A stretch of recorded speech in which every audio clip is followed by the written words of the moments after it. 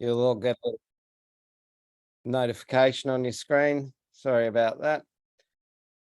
Pre-work, let's jump into there. So Rob's put in his name, gone through the marketing. And oh no, that was for week 1. Sorry, here we are. Danny, good job. So you've been doing Daniel Mead. Did you follow him up after his angry email? No, I haven't followed that up yet. So they're actually all, oh no, Daniel Mead I did like ages ago.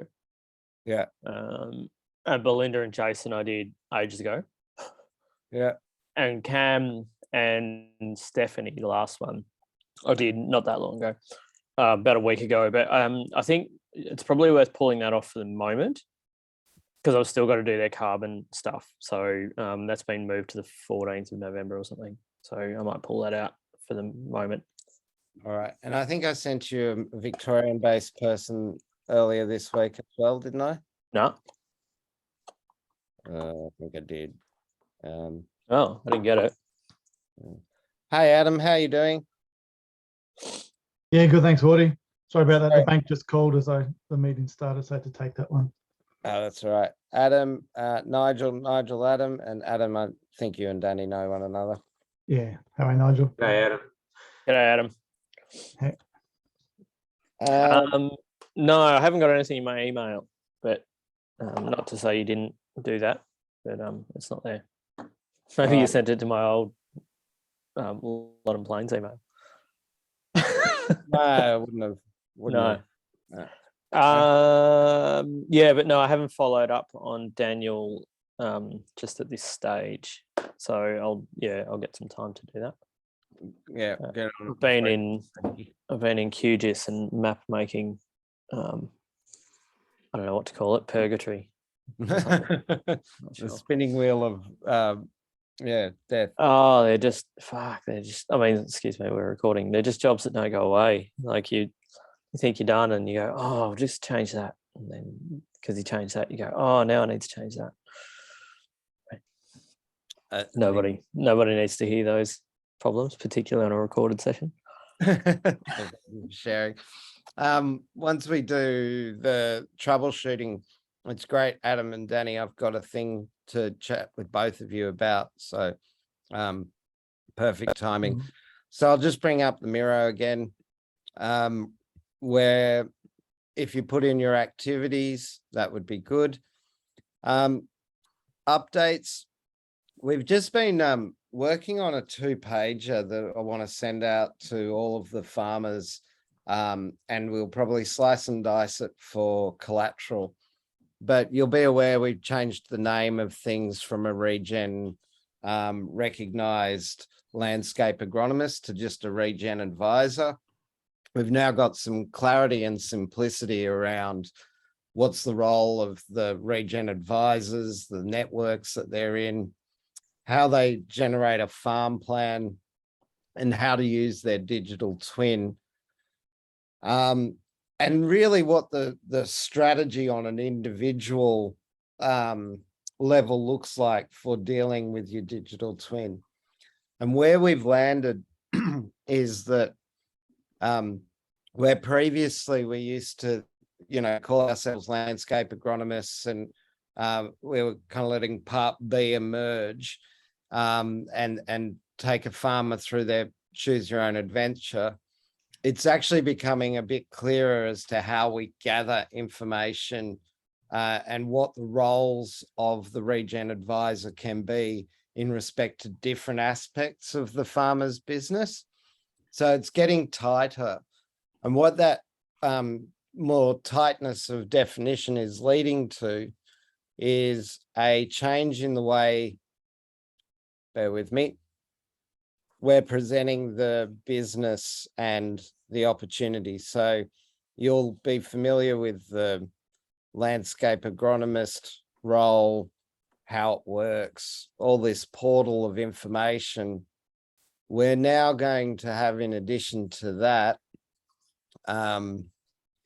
or in place of that rather, a regen advisor portal, because to retrofit the old landscape agronomist portal will be harder than actually taking people through a new site with a new menu.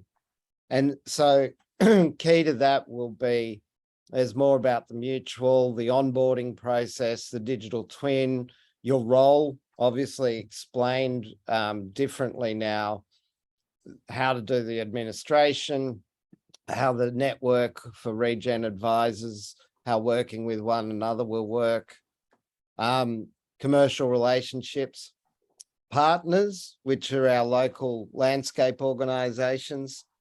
We're going to run tenders as a feature of the mutual. So some organizations might tender for the financing of a particular landscape group, or an individual might tender to get some consultancy done, from every scale, individual to group, very small, very niche, through to, hey, we need our website done. Sorry, Wardy, this is completely unrelated, but if I don't get it out, I'm going to forget, and it's particularly for you and Rowan. But have you two seen the Goblin Broken tender out at the moment? Just off topic. No. Okay, we need to talk. We should talk about that maybe at the end. All right. Yeah. Thank you. No worries. So yeah, essentially changes on its way in terms of landscape agronomy moving to regen advisory. The spectrum, I guess, from supporting individual through to supporting groups is now much wider. We're getting funding towards lots more groups activity. Tasmania will come on early next year. The McDonald's will come on. The 6 in Victoria will start.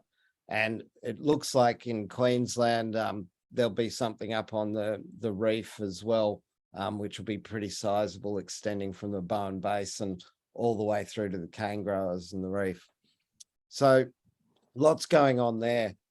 The other update for the non-farmer side of things up with the twin is that we held a internal get-together with Rob Griffith and Liz. Who else did we? Danny, you were there, weren't you? Yep.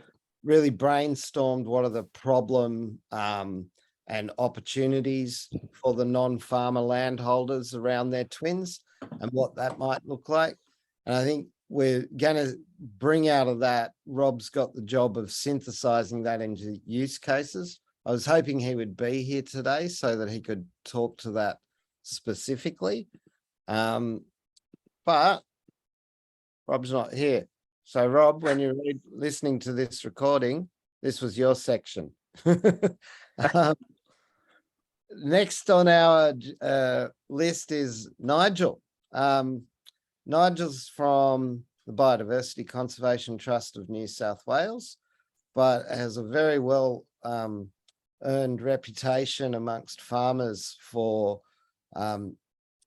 being able to think farmer and view the world with farmer lens, as well as within his role at the BCT. So we've asked Nigel here to share his information with us today. There'll be a short presentation and then lots of opportunity for questions, and we'll keep it pretty informal. So Nigel, I think you've got co-host access. If you want to share screen, you can throw up your slides or play with the presentation as you see fit. Yeah, great. Thanks, Forty. Yeah, thanks for inviting me too. And yeah, I guess I'm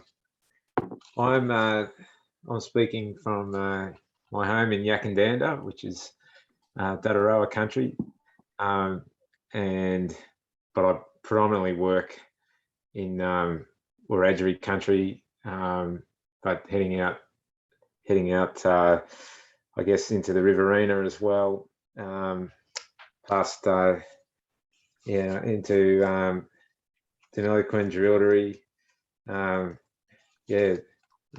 so out in those areas as well. And I love what Regen Farmers are Mutual are doing. I think what the holy grail of being able to have a heap of landholders that are understanding of what opportunities they have on their properties is in everybody's interests. And I think what the Regen Farmers Mutual and the now Regen Advisors you guys are doing will hopefully empower landholders with the information that they need to access programs. In my experience, we have a program with the Biodiversity Conservation Trust, and you only ever have a minority of landholders that are eligible expressing interest in the program, and many aren't applying, basically because they don't understand how that's relevant to them on their land. So there's a real missed opportunities, lack of not understanding each other's language as well. That's where I think the more landholders can be empowered with simple information about what's on their land, the better. So I haven't really got too much of a detailed presentation. It's really what was sort of intended for this to be quite informal, and for people to just jump in whenever they want. I'll just expand that. So this photo is of me out in the landscape near Hay, or between Hay and Deniliquin, I suppose.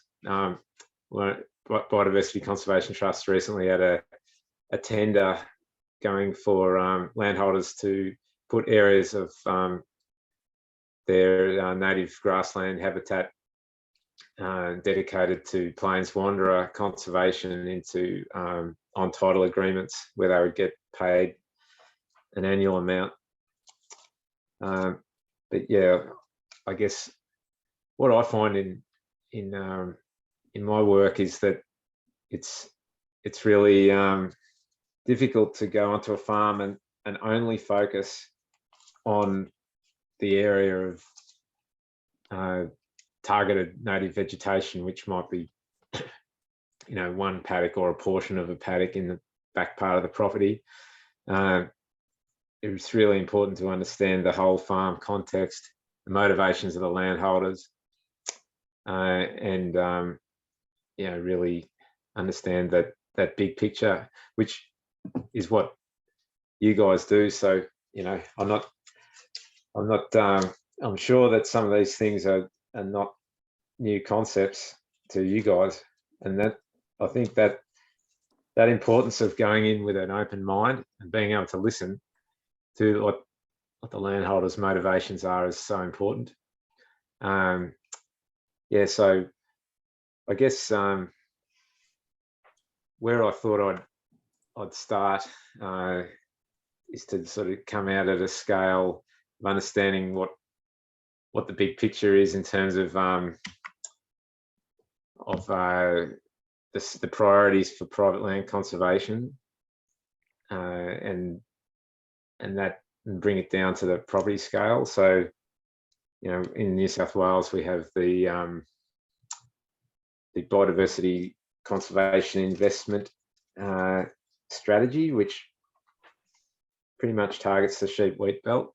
And I guess this is of relevance because you might be on a property that ticks all the boxes in terms of what these various state programs have got going in terms of funding for private land conservation. So that's separate to any market for biodiversity credits or carbon.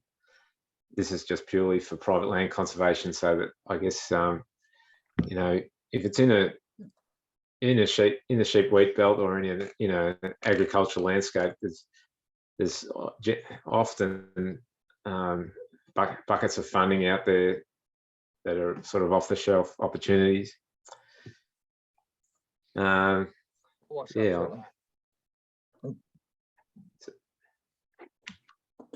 Yeah, so I think, generally, it's really important to think about the scale. So, I'm mentioning there's national priorities, and this is where some of the national funding opportunities can come from. This idea of comprehensive, adequate, representative in terms of landscapes across the country, and yeah, that's where drives the priorities of the various private land conservation organisations in each state, and contribution to the national reserve system. And that's important because there's a target of increasing to 30% by 2030. And a big component of that will be on private land that they're going to be looking for. So there'll be,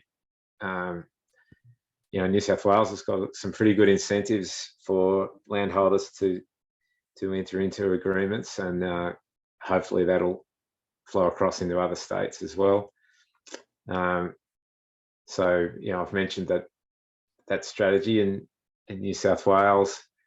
That's available on the web, and it's, as I've said, sheep wheat belt. There's a bit goes across the divide, but generally it's in that agricultural landscape, which is you get communities like Boxgum Woodland, which is pretty much largely cleared, sort of less than 10% remaining. Then going down to the catchment level, and local land services, CMAs, NRM groups, that's where there's opportunities with them.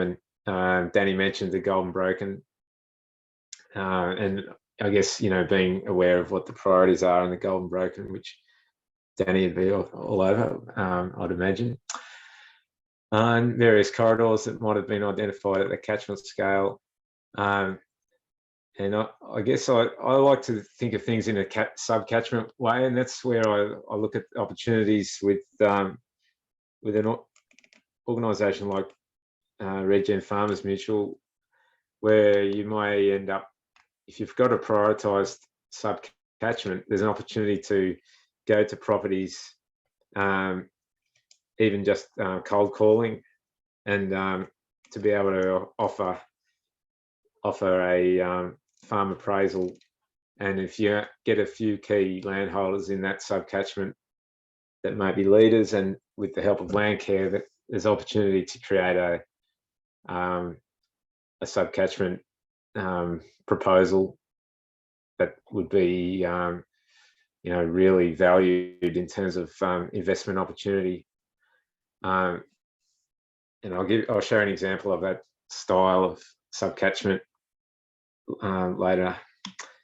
So coming down to the property scale on each property, and it is where whole farm plans is something that is an old term, but something that is coming, stays relevant in pretty much everything I do and everything you guys do.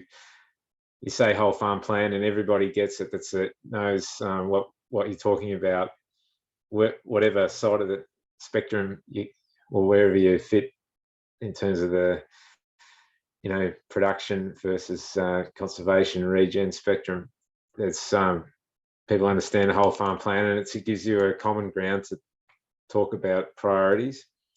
And yeah, it's I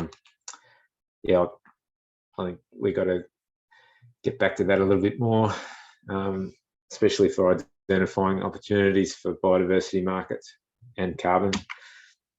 So, you know, even if you come down to the paddock scale, there's obviously parts of the paddock that are higher priority for biodiversity than others, and other, if you add on carbon as well, you can start to look at paddock realignments and that sort of thing. And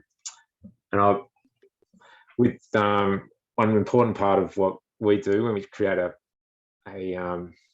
map for a landholder is creating management zones. But sometimes these management zones follow fences. They might follow various, I guess, different management approaches that are required for different condition types of the vegetation, so different weed management approaches. So, you know, it's really important to break things down into zones that have realistic targets, so it's not overwhelming when you're creating a management plan. So this map is an example of that. What I was talking about, this sort of like sub-catchment landscape scale cross-property planning. So it's a very old map. That's the best I could find, which all of those yellow areas and now the orange one are areas that are in perpetuity conservation agreements, and largely they were secured through offsets created through the construction of the Hume Highway and the bypasses of Woolmargama and Holbrook. And so we started with a purchase under the Nature Conservation Trust revolving fund of one property there right on the highway, and then pretty much direct contacted the landholders going back towards the national park, and pretty much anyone that had any decent bits of bush on their property. And I should mention that this landscape, coming back into the helicopter, sort of coming back a bit, this landscape was targeted under the Great Eastern Ranges landscape scale or continental scale corridor as a really high priority. So that's where when we knew we were looking for offsets, we targeted that area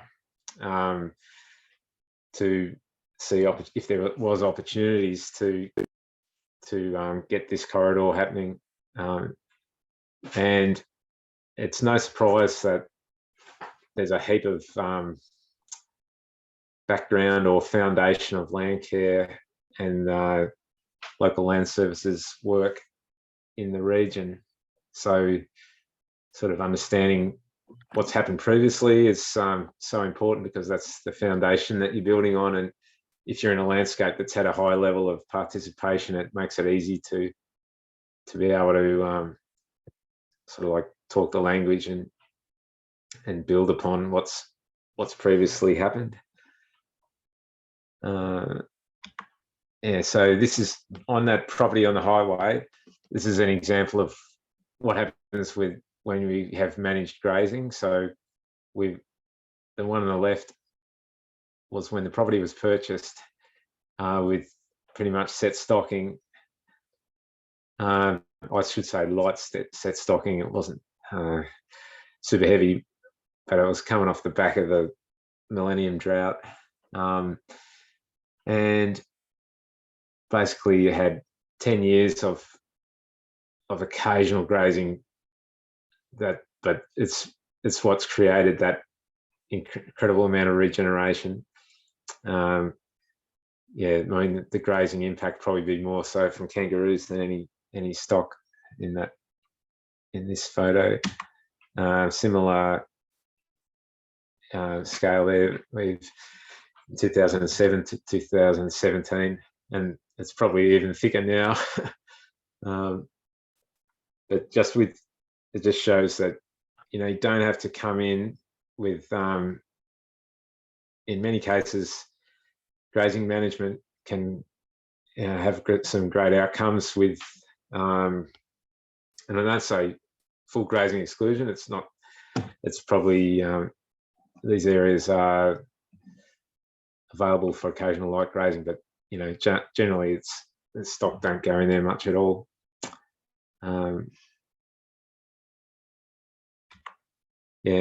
So in addition to those areas of natural regeneration, we had some areas that were direct seeded.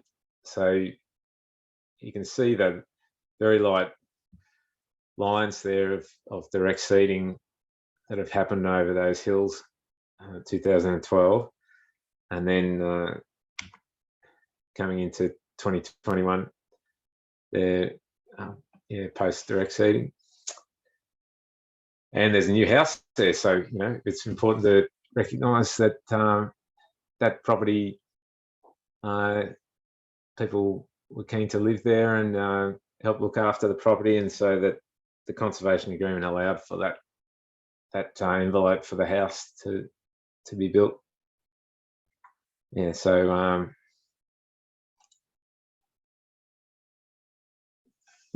I guess coming back to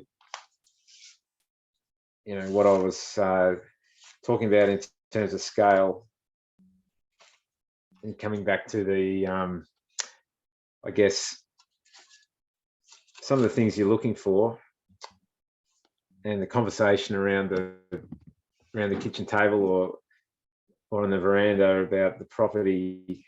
I think it's really important to think about the motivations of landholders. So I've been to literally hundreds of properties to try and market conservation on private land, and when I spent nearly 3 years doing it in Tasmania and a bit of time in Victoria, and then most of my career in New South Wales. And I once read a report from a Land for Wildlife program, a guy that ran that in Victoria when it was in its heyday. It talked about motivations of landholders, and it's something that I think about quite a lot, because not everyone's coming from the same perspective on what's motivating them. And I think things like dollars and money is definitely important to be aware of, but there's lots of other things that are out there that do motivate people. And I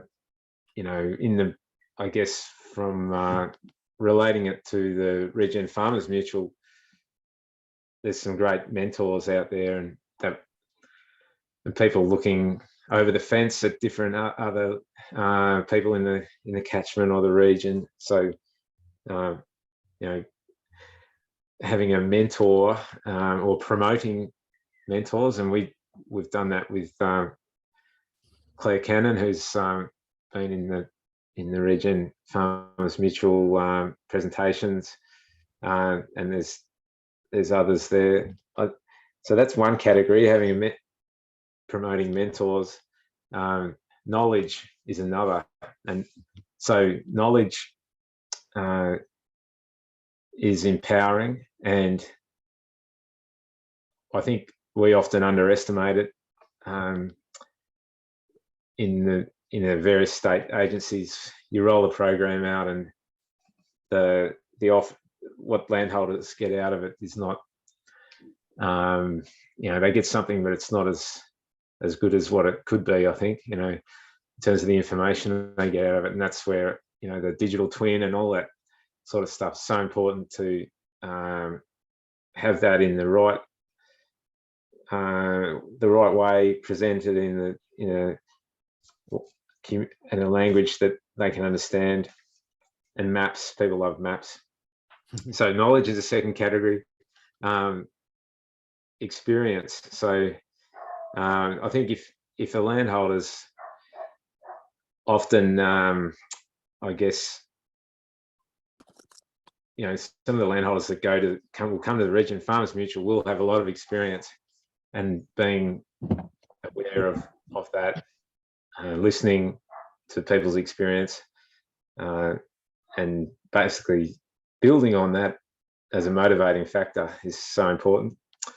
And that's a third category. And this last one is not often talked about, but I think it's incredibly powerful, and it's the spiritual aspect of people's connection to their land.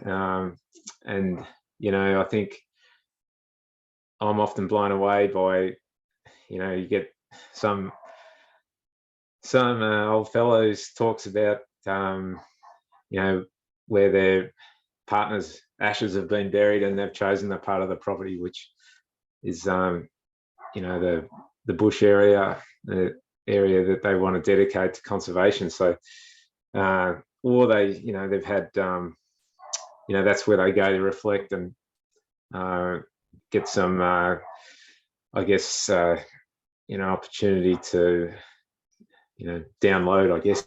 So, yeah, there's all these factors apart. I'm just raising that because it's so important to remember these things when we're tending towards commodification of nature. And I think, you know, bringing it down to units of credits for biodiversity. I'm not having a go at that because that's what we need to do in terms of talking with markets and making it economically valuable. I guess, you know, it's looking at the value add rather than, you know, the two can work together. That's what I'm saying. Yeah. So I haven't gone into the detail about the BCT programs just because I understand that there's people operating in Victoria and maybe even Queensland. So I'm taking a bit of a high level approach. Yeah. So Nigel, that was actually perfect. That was sort of like a mirror to the future for us regen advisors to kind of understand what our world might look like, you know, hopefully different products, of course, private land conservation and regen farming, but hearing the motivation of the farmers having to work at different scales from management zones all the way up to how does this fit in with UN standards for reporting, where I belong to a supply chain that has to do that. They're all the things we're grappling with. So thank you for that presentation. I don't want to talk too much. I want to give you guys the opportunity of asking Nigel your questions directly. So I can see you're off on camera, Danny. That probably means you've got something to say. No. Come on, man. So I've got one question, Nigel. So I'm on the north coast of New South Wales, and we're in a lot of rainforesty area, and there's plenty of it compared to the box forest that you mentioned.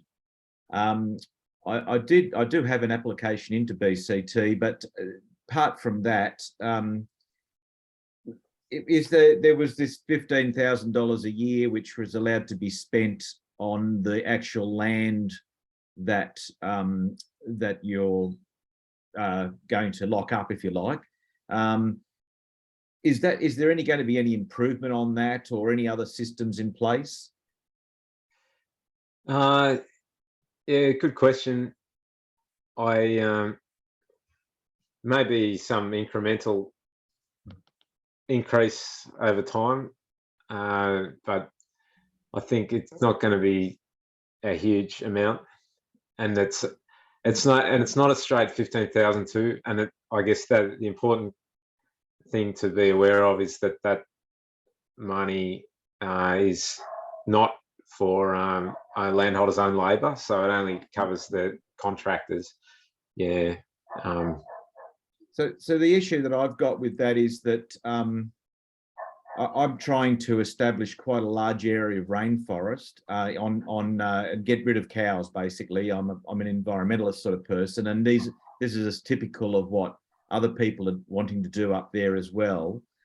So they're not, it seems to be focused on giving a farmer the ability to fence off a rainforest area, and that's pretty much all you can do with the money, and he can only pay a contractor. So it's just a shame that the money only has to be used that way, because I think it doesn't fit and doesn't help somebody that might be wanting to create habitat for koalas and other animals up there that are on the site. It just seems it doesn't quite fit what I think the local community are wanting. And they all they see is that they're going to lose land. Yeah. I mean, it's reasonably flexible in terms of the actions that it can fund. Right. So, like, you could have contractors that come in and plant the trees, and do nest boxes or there's a wide variety of actions that the funding can be used for. And I guess it's relative to other states, it's more money than you could get from other states. So it's in that respect, it's pretty good. And I guess without any additional investment, I guess it could be seen as limiting. We do have tenders for koala habitat. There's been one, a couple in that region near Lismore, one and the Clarence Valley tender I think is coming up. So there's tenders for targeted areas. But important to be aware of those opportunities too. Yeah. Okay. Thank you. I might just ask, what's the impact of the 30% to nature by 2030? Like, are you guys getting told to reach some sales targets because now we've got a national target? Yeah, well, it's so interesting that well, I remember one time when I was working for the Nature Conservation Trust, we had a target, an area target that we had to reach. I forget what it was, 50,000 hectares by 2017 or something, and we were only up to 25,000, and we needed another 25,000 in 3 years or something. And the average covenant size was about 150 hectares. We're only doing about 15 a year. It was sort of almost hard to think about, but then we went into the Western Lands Division and helped to get a big chunky pastoral lease, 22,000 hectare conservation area. So I sort of think those area targets are good, but there needs to be more detail in there. And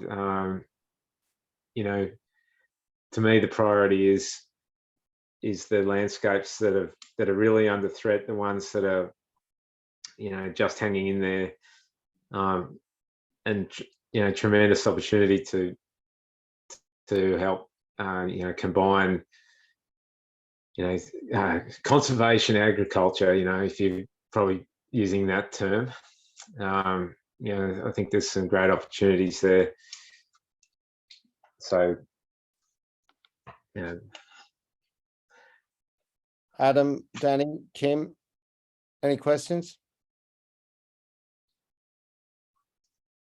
I've got a comment, I guess, about the map. The overview map looked like a really good way to sort of see what's going on in an area and maybe focus attention to target particular areas. Seeing what conservation's already happening and who's working in those areas, it's cool. I don't know that it applies to us so much because we're not really targeting any particular type of conservation. We're targeting farmers, but I suppose once we have a few farmers on board, then we should try to target locally around them to market that, and a map sort of thing would be an all right idea to throw in there. Yeah. I think that it's a really attractive model that for investment when you're getting a cluster of landholders together that have got a proposal in mind, and so there's no one here from representing Western Murray Land Improvement Group, but they're a good example where they're sort of road testing this idea of. Has anyone talked to you guys before from there?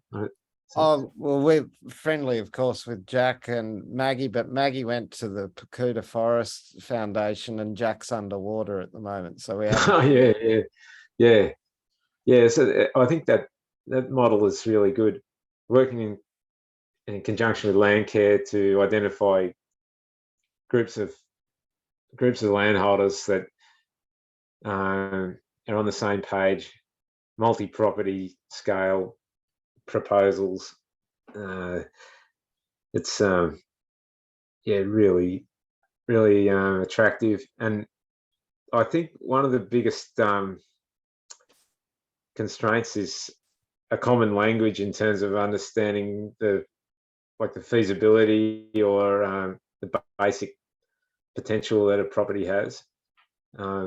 There's, as an example, next week, Ian Davidson from down this way, he's presenting on his rapid assessment methodology.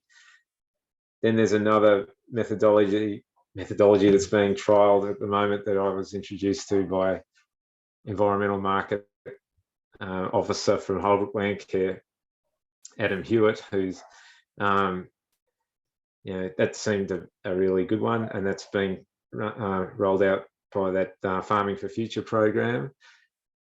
Then there's feasibility assessments that have to be done to a certain standard under the New South Wales government for their offset program, and that's a different style again. But I guess to me, the simpler the better, and it's difficult to do it on a desktop basis. I think you just got to be able to have at least one visit to verify stuff on the ground, and having a process that's super simple, that enables that in terms of those linking properties. Yeah, it's not that far-fetched to have that sub-catchment group of landholders collectively having a proposal that, as one landholder operating on their own, would be difficult to attract the sort of viable as investment that they'd be looking for, but collectively it can start to make it more viable for that individual landholder. So could I ask again? You're talking about investment there. My job at the moment is to try and get a group of landholders together on the North Coast. What sort of what can I offer them in that regard if I was to get 10 people together or 5 people together? I mean, how would I explain to them there's something available? Yeah, well, I guess it's important to have some sort of something to offer, and a map sounds pretty basic, but maps are highly valued, and maps that. So coming back to this idea of a whole farm plan, just a simple appraisal with a paddock map or a zone map, then coming into some more detailed vegetation types on that map, and then a little bit more detail is a species list with plants that are found and expected wildlife, and you can do a wildlife search on the atlas. I'll never forget a cotton farmer who I met one time at a barbecue out of context, and when he found out what I did, and he said, I've no troubles with you guys coming to my property and telling me what plants and animals and important things I've got on my place, giving me that information. But if you come through the gate and start trying to tell me what to do, you can get stuffed. So he said probably a few more flowery terms than that, but you get the picture. Yeah. So people love information that is specifically for them, and that they can use that in a way that's promotes what they do. And to me, there's a niche product that could be provided to landholders in terms of a like a marketing style document, but it's presented to a landholder in terms of this is your prospectus about your property. It's got some nice photos. It's graphically presented well. It's got a map. This is where you sit in terms of what's on your place, and it doesn't go into too much detail, but it pretty much I can borrow a phrase from Charlie Arnott here because I've been listening to his podcast. It pumps people's tires up. That's people love that. Nigel, I'm going to just be conscious of time. Yeah. So I can talk about this stuff forever. Yeah, no, that's all right. Any last questions for Nigel? Otherwise, I might just run through a few updates and set a few calendar appointments with people. Any No, I questions? just want to say sorry for joining late. I didn't get the first part of your presentation, Nigel, but thank you. The Trap Rock pilot group up here in Queensland is trying to do exactly what you've been talking about in the aggregation scale there, and that's been very valuable just to have somebody else talk about that. So thank you. Yeah, no worries, Kim. And I've got a cheeky question. Could farmers contract one another to do plantings with their 15 grand? Like a day? Oh, yeah. Oh, I'm sure it's happening. Yeah. We Good call luck it to 'em. cost sharing. It's fine. Yeah. Need an ABN. That's it. That's all. Yeah. Good to know. All right. Ladies and gentlemen, I actually meant to be on kid pickup duty, so we're going to fly through this bit. Landscape scale outcomes. Tasmania's still on the updates. Tasmania's still on the boil. Peter Stonic's got his own timeline, so it's not moving rapidly. Sam By will be pleased to know that. Victoria, we've got a commencement meeting with Landcare Vic late next week. We've had a note from Will to follow up regarding Modern Plains. Yep. So you two have been briefed on the Landcare Victoria success. Oh, from Andrew McLean, we went. Yeah, we caught up with him like the week after when we were in Melbourne and got rained out from going up to Loddon. We'd seen him on the Thursday. So Will Sanson has said Loddon's sometime next week, Danny. I don't think I'll get to Melbourne next week. Can you? It's not happening next week. It's not happening? Oh, no.